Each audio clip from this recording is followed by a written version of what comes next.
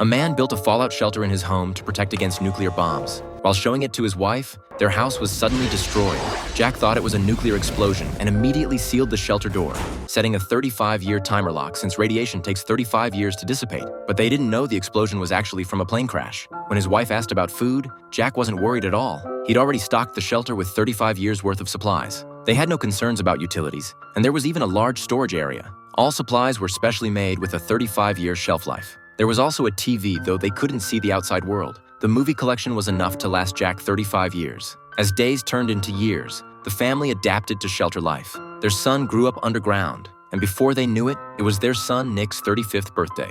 After happily celebrating, a loud noise suddenly erupted before bedtime. The couple rushed to the door and discovered the 35 years had passed. The shelter door had automatically opened. This was Nick's first time leaving the shelter. Seeing people besides his parents, he was incredibly excited. Nick took his first bus ride to the legendary supermarket, but after 35 years, prices had increased 100-fold. The money his mother gave him wasn't nearly enough for supplies. Nick had to go home and figure something out, but being his first time outside, he couldn't find his way back. He stumbled upon a collectibles shop and tried to sell his father's baseball cards. The owner, thinking Jack was naive, tried to lowball him for the entire collection.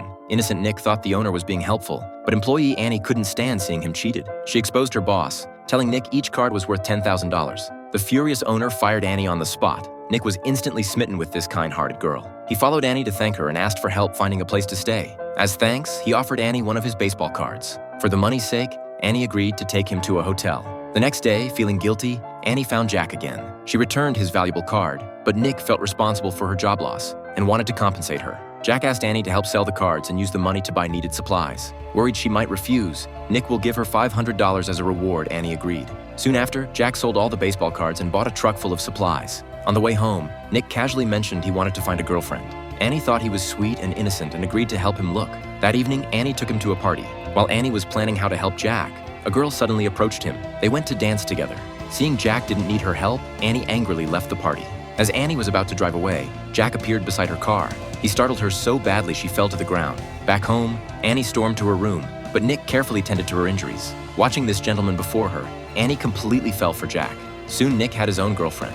Before long, they sold his father's old stocks, bought land, and built their own house. It looked exactly like the old one. Jack then brought his parents from the shelter to the new home. His mother was thrilled to see it. His father learned it had all been a misunderstanding. There had never been a nuclear war, but Jack still wasn't reassured. He was already measuring the yard, planning to build an even bigger fallout shelter. This wonderful movie is called Blast from the Past.